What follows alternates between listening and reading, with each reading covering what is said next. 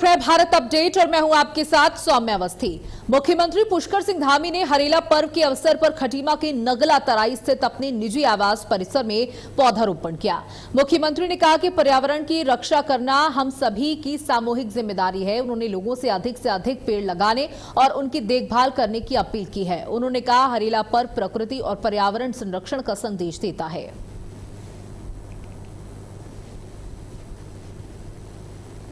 तो मुख्यमंत्री ने पेड़ लगाने की सभी से अपील की। हरेला पर मुख्यमंत्री का ये बड़ा संदेश, पेड़ लगाएं, पर्यावरण बचाएं। हरेला पर्व पर मुख्यमंत्री ने पौधारोपण किया और इस समय पूरे देश में एक पेड़ मां के नाम अभियान चल रहा है और यहां पर उत्तराखंड में हरेला का पर्व मनाया जा रहा है, यानी पूरा उत्तराखंड हरियाली से हरा भरा हो, पेड़ पौधों से भरा हुआ हो, पर्यावरण को सुरक्षित रखा जा सके, आने वाले कल को सुरक्षित रखा जा सके, अपील करते हुए मुख्यमंत्री ने बड़ी बातें कही। वहीं बद्रीनाथ दान चोरी मामले में बड़ी खबर सामने आई, जहां एसआईटी को मिली आंतरिक रिपोर्ट। बीकेटीसी ने सौंपी 18 पन्नों की रिपोर्ट। सीसीटीवी फुटेज से संदिग्धों की पहचान तेज हुई। तो बद्रीनाथ दान चोरी मामले में ये बड़ी जानकारी आपको दे रहे हैं, जो एसआईटी को आंतरिक रिपोर्ट मिली है, जहां बीकेटीसी ने सौंपी 18 पन्नों की रिपोर्ट। सीसीटीवी फुटेज से संदिग्धों की पहचान तेज। देखिए, अब बीकेटीसी ने, बद्रीनाथ केदारनाथ ट्रस्ट ने एक रिपोर्ट सौंपी है, जिसमें कई ऐसी चीजें मेंशन की गई है जिससे आरोपियों का पता लग सकेगा और सीसीटीवी फुटेज भी खंगाले जा रहे हैं, क्योंकि कई महीनों के सीसीटीवी फुटेज जो है वो डिलीट भी हैं और उन जो बचे कुचे हैं या जिन्हें रिकवर किया जा रहा है, उनके माध्यम से ही आरोपियों की पहचान हो पाएगी। बद्रीनाथ दान चोरी मामले में से जुड़ी ये खबर आपको दे रहे हैं, जो एसआईटी को आंतरिक रिपोर्ट मिली है। 18 पन्नों की रिपोर्ट बद्रीनाथ केदारनाथ समिति ने सौंपी है एसआईटी को और जांच में ये बहुत महत्वपूर्ण साबित होगी।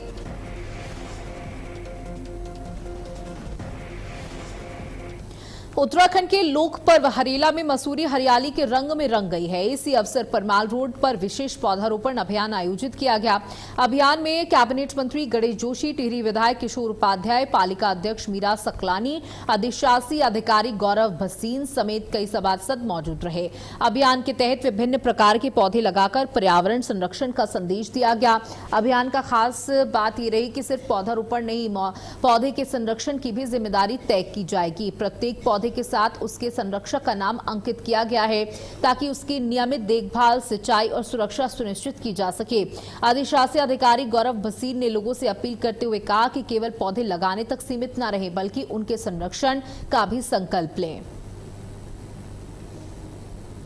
तो देखिए, पौधे लगाना मात्र जरूरी नहीं है, उसका संरक्षण करना, उस पौधे की देखभाल करना, उसे बड़ा करना भी उस व्यक्ति की जिम्मेदारी है।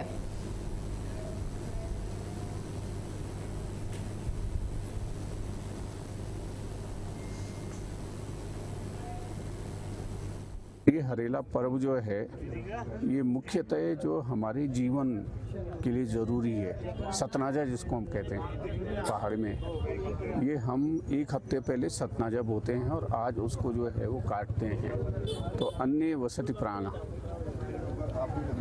अन्न भी तभी होगा जब हम वृक्षों को, पर्यावरण को, पानी को सुरक्षित रखेंगे। मसूरी ने एक बड़ा संदेश दिया है। मसूरी ने उत्तराखंड आंदोलन में महत्वपूर्ण भूमिका निभाई। यहाँ के लोगों ने अपना वर्तमान, हमारे भविष्य के लिए बलिदान किया।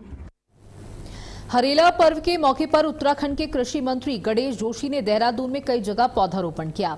उन्होंने रेशम निदेशालय में शहतूत सहित कई फलदार पौधे लगाए और ग्राम पंचायत सिन्नौला में भी लोगों के साथ पौधारोपण किया। इस दौरान उन्होंने प्रदेशवासियों को हरेला पर्व की शुभकामनाएं दी और अधिक से अधिक पेड़ लगाने व उनकी देखभाल करने की अपील की।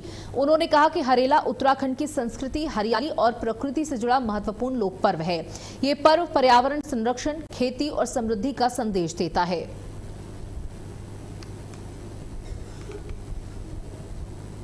तो पर्यावरण बचाने का संदेश दिया गया। यहाँ पर अधिक से अधिक पेड़ लगाने की अपील भी की गई। हरेला पर्व के मौके पर चारों तरफ पौधारोपण का कार्यक्रम शुरू हो चुका है।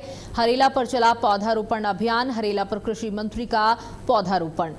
मुख्यमंत्री के साथ साथ तमाम मंत्रियों ने भी पौधारोपण किया। और सिर्फ पौधा लगाना आपकी जिम्मेदारी नहीं, उस पौधे की देखभाल करना, उसका संरक्षण करना भी आपके लिए जरूरी होना चाहिए, क्योंकि पौधा लगाने से कुछ नहीं होगा, न पर्यावरण संरक्षित होगा जब तक आप उसे बड़ा नहीं करेंगे।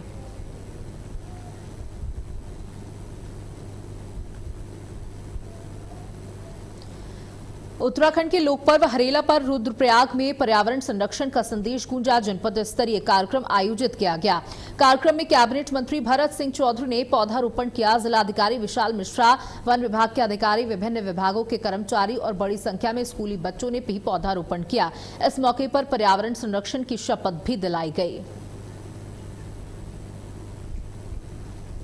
धूमधाम से देखिए मनाया जा रहा है हरेला का पर्व। पर्यावरण संरक्षण का संदेश यहां पर गूंजा। बच्चों के बीच में, छात्रों के बीच में भी पर्यावरण के महत्व के बारे में जानकारी दी गई कि पौधा लगाना, पेड़ लगाना कितना जरूरी है आने वाले कल के लिए।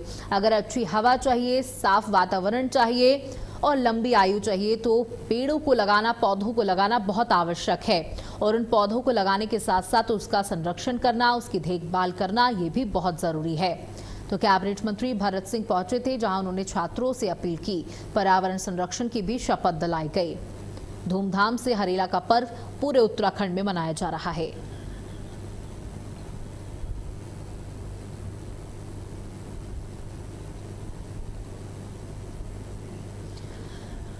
तो पर्यावरण संरक्षण की भी शपथ दिलाई गई। रुद्रप्रयाग से आपको खबर दे रहे हैं, जहां पर्यावरण संरक्षण की शपथ दिलाई गई। धूमधाम से हरेला का पर्व मनाया गया।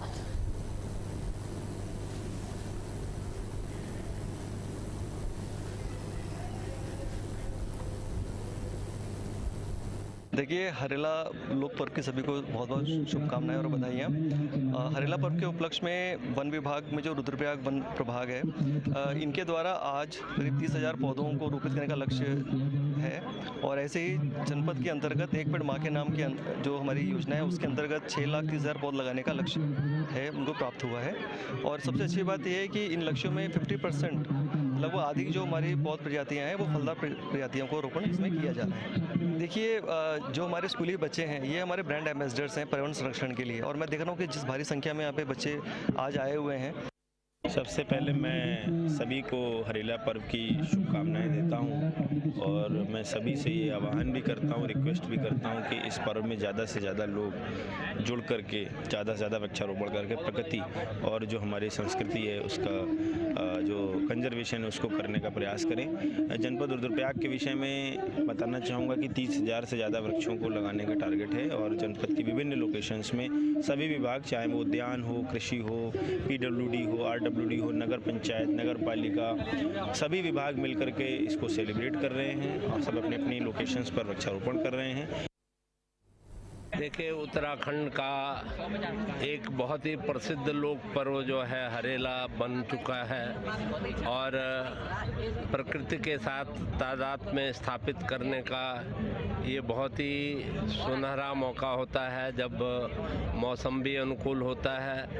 आज 16 जुलाई को जो है हर वर्ष की भांति इस वर्ष भी जो है हरेला का पर्व बड़े धूमधाम से, बड़े हर्षोल्लास के साथ रुद्रप्रयाग में प्रारंभ किया गया है। यहाँ पर वृक्षारोपण का एक सघन अभियान प्रारंभ किया गया है जो लगभग 15 दिनों तक चलेगा।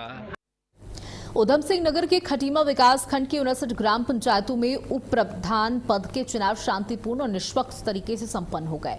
इनमें से 31 ग्राम पंचायतों में उप प्रधान निर्विरोध निर्वाचित हुए, जबकि 28 पंचायतों में मतदान और मतगणना के बाद विजेताओं की घोषणा कर उन्हें मौके पर ही विजय प्रमाण पत्र सौंप दिए गए।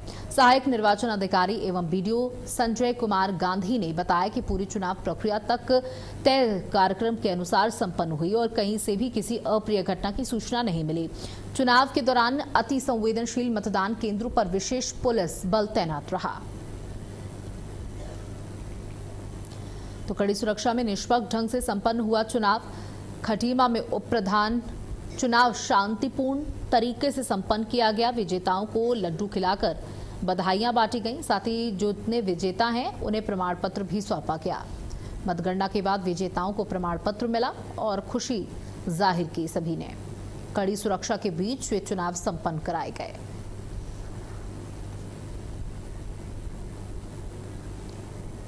तो 31 ग्राम पंचायतों में उप प्रधान निर्विरोध चुने गए, यानी किसी विरोध के बिना इनको चुना गया। कड़ी सुरक्षा में निष्पक्ष ढंग से संपन्न हुआ ये चुनाव। देखिए, लंबे वक्त से तैयारी की जा रही थी इस चुनाव की और ये चुनाव संपन्न हुआ है, वो भी बड़े तरीके से। ना किसी की शिकायत है और ना ही कोई घटनाएं सामने आई हैं और यहाँ पर प्रमाण पत्र भी विजेताओं को दिए गए। विजेताओं के चेहरों पर आप खुशी देख सकते हैं और उसके बाद जमकर जश्न भी विजेताओं और उनके परिवार वालों के साथ, समर्थकों के साथ मनाया गया।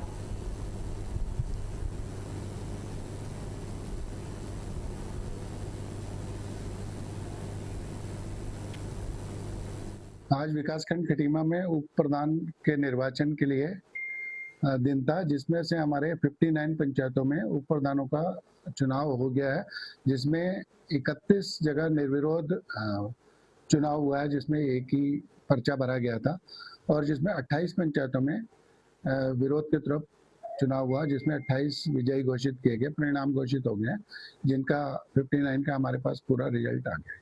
सभी प्रमाण पत्र वहीं पर बूथ पर ही दे दिए गए थे। सभी को प्रमाण पत्र वितरण का कार्य बूथ पर ही कर दिया गया। चुनाव शांतिपूर्ण, विकासखंड में पूर्णतः जो चुनाव रहा वो शांतिपूर्ण रहा। कावड़ मेला 2026 की तैयारियों को लेकर उत्तराखंड के डीजीपी दीपम सेठ ने हाई लेवल समीक्षा बैठक की।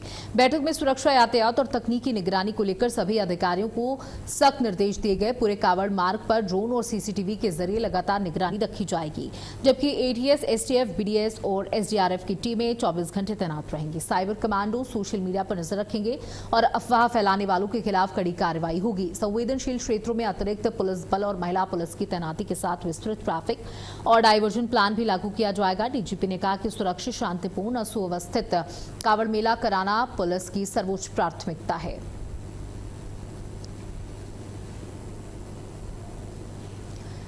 सरकार के फैसले में दखल नहीं देगा कोर्ट, ये साफ कर दिया गया है। कोर्ट की तरफ से हल्द्वानी शिफ्टिंग पर सुनवाई में बड़ा संकेत कोर्ट की तरफ से दिया गया है कि सरकार की जो काम करने का तरीका है या जो योजनाएं हैं उसमें कोर्ट इस तरीके से दखल नहीं देगा। तो ये बड़ी जानकारी आपको इस पूरे मामले को लेकर दे दे, ये बड़ा संकेत दिया गया। कोर्ट का दरवाजा खटखटाया गया था, उसके बाद एक कोर्ट की तरफ से ये बड़ा संदेश यहां पर दिया गया।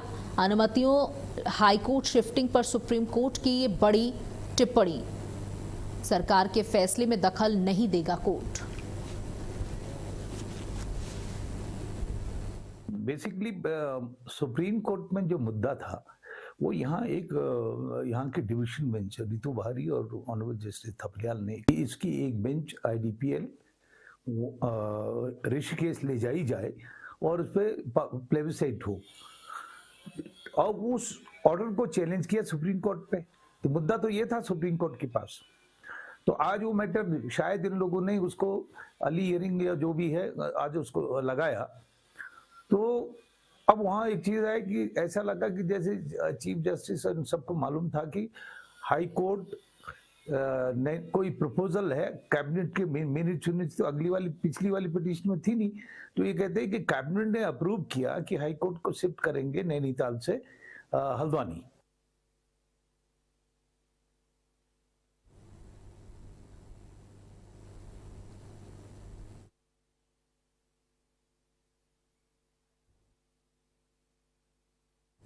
कावड़ मेला 2026 की तैयारियों को लेकर उत्तराखंड के डीजीपी दीपम सेठ ने हाई लेवल समीक्षा बैठक की। बैठक में सुरक्षा, यातायात और तकनीकी निगरानी को लेकर सभी अधिकारियों को सख्त निर्देश दिए गए। पूरे कावड़ मार्ग पर ड्रोन और सीसीटीवी के जरिए लगातार निगरानी रखी जाएगी, जबकि एटीएस, एसटीएफ, बीडीएस और एसडीआरएफ की टीमें 24 घंटे तैनात रहेंगी। साइबर कमांडो सोशल मीडिया पर नजर रखेंगे और अफवाह फैलाने वालों के खिलाफ कड़ी कार्रवाई होगी। संवेदनशील क्षेत्रों में अतिरिक्त पुलिस बल और महिला पुलिस की तैनाती के साथ विस्तृत ट्रैफिक और डाइवर्जन प्लान भी लागू किया जाएगा। डीजीपी ने कहा कि सुरक्षित, शांतिपूर्ण और सुव्यवस्थित कांवड़ मेला कराना पुलिस की सर्वोच्च प्राथमिकता है।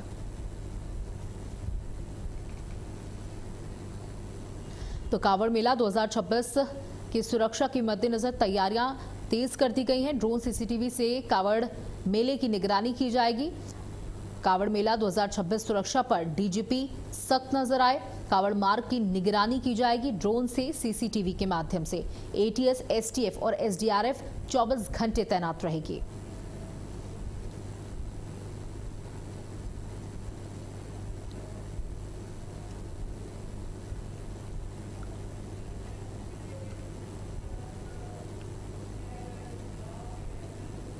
उत्तराखंड एसटीएफ के एसएसपी अजय सिंह ने अभिभावकों को ऑनलाइन गेमिंग और साइबर ठगी को लेकर सतर्क रहने की सलाह दी। उन्होंने कहा, पढ़ाई या मनोरंजन के नाम पर बच्चों को मोबाइल देना आम बात हो गई है, लेकिन उसकी निगरानी नहीं होने से बच्चे गेमिंग ऐप्स की लत का शिकार हो रहे हैं। कई मामलों में गेमिंग के दौरान खतरनाक लिंक और फर्जी ऐप्स के जरिए बैंक खातों से बड़ी रकम भी उड़ाई जा चुकी है। एसएसपी ने कहा कि अभिभावक समय समय पर बच्चों के मोबाइल की जांच करें, अनावश्यक ऐप्स डाउनलोड न होने दें और बच्चों को साइबर सुरक्षा के प्रति जागरूक बनाएं ताकि वो किसी भी ऑनलाइन ठगी का शिकार न हो।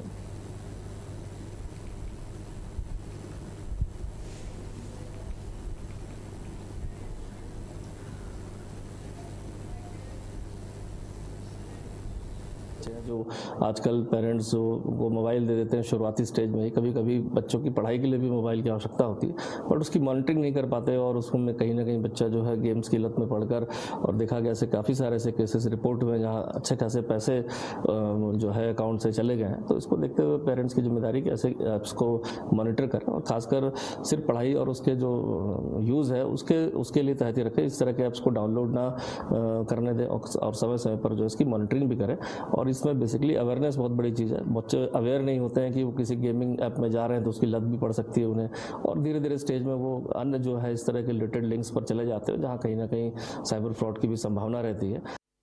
केदारनाथ यात्रा मार्ग पर गौरीकुंड के पास बड़ा हादसा होते होते टल गया। गौरीकुंड से करीब 2 किलोमीटर ऊपर छोड़ी क्षेत्र में एक युवक गहरी खाई में जा गिरा। सूचना मिलते ही एसडीआरएफ, डीडीआरएफ और अन्य रेस्क्यू टीमें मौके पर पहुंची और अंधेरे व कठिन परिस्थितियों के बीच अभियान चलाकर युवक को सुरक्षित बाहर निकाल लिया गया। घायल युवक की पहचान 25 वर्षीय मोहित रावत निवासी रुद्रप्रयाग के रूप में हुई। प्राथमिक उपचार के लिए उसे गौरीकुंड भेजा गया, जहां उसका इलाज जारी है। समय रहते रेस्क्यू टीमों की त्वरित कार्रवाई से युवक की जान बच गई। तो एसडीआरएफ ने चलाया रात भर रेस्क्यू अभियान। कड़ी मशक्कत के बाद युवक को बचा लिया गया। बता दें कि युवक को गौरीकुंड अस्पताल भी भेजा गया है। केदारनाथ मार्ग पर गहरी खाई में जा गिरा युवक, जिसे बचा लिया गया डीडीआरएफ के द्वारा, एसडीआरएफ की टीमों के द्वारा, और रात भर ये रेस्क्यू ऑपरेशन चलाया गया।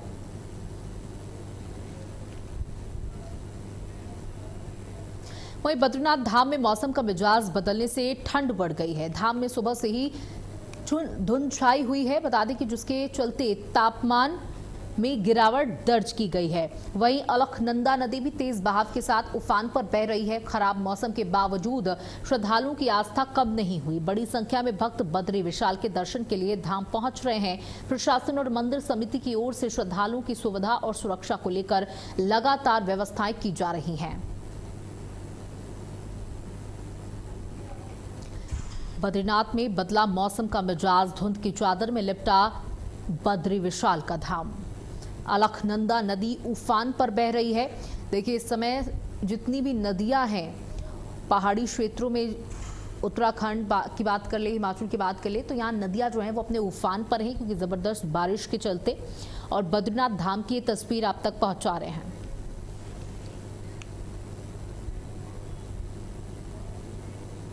चारधाम यात्रा के बीच भगवान बद्री विशाल के दर्शन के लिए श्रद्धालुओं का उत्साह लगातार बढ़ता जा रहा है। देश भर से बड़ी संख्या में भक्त बद्रीनाथ धाम पहुंच रहे हैं। दिन ही नहीं, रात के समय भी श्रद्धालु लंबी कतारों में लगकर भगवान बद्री विशाल के दर्शन कर रहे हैं। धाम में श्रद्धा और आस्था का अद्भुत माहौल देखने को मिल रहा है। श्रद्धालुओं का कहना है कि बाबा बद्री विशाल के दर्शन उनके जीवन के सौभाग्य है। लगातार बढ़ रही श्रद्धालुओं की संख्या को देखते हुए प्रशासन भी यात्रा को सुचारू और सुरक्षित बनाए रखने में जुटा हुआ है। तो बद्री विशाल के दर्शन को लेकर हजारों नहीं लाखों की संख्या में लोग पहुंच रहे हैं और जय बद्री विशाल के जय घोष से पूरा धाम गूंज रहा है। बद्रीनाथ धाम में श्रद्धालुओं की भारी भीड़ देखने को मिल रही है। सिर्फ सुबह नहीं बल्कि रात के समय भी लोग दर्शन के लिए पहुंच रहे हैं। इसको लेकर सुरक्षा व्यवस्था और कड़ी कर दी गई है। साथ ही नदियां भी, बात करें अलखनंदा नदी की तो वो भी अपने उफान पर है, जिसके चलते पर्यावरण वातावरण भी बिल्कुल अलग हो चुका है। जो श्रद्धालु वहां पर पहुंच रहे हैं उन्हें ठंड का एहसास हो रहा है। रात में भी बद्री विशाल के दर्शन जारी हैं।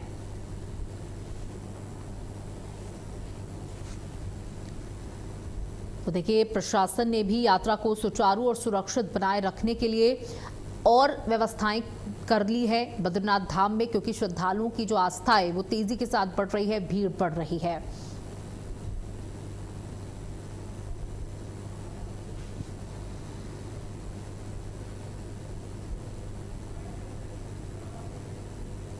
और इसी के साथ इस बुलेटिन में इतना ही। नमस्कार।